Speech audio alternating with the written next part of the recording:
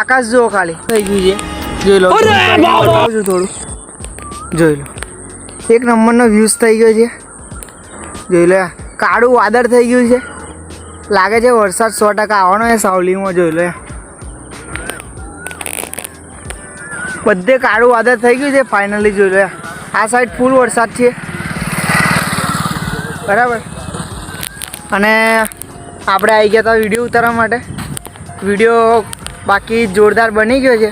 હવે આપણે ઘેર જઈને એડિટિંગ કરી નાખીએ છીએ.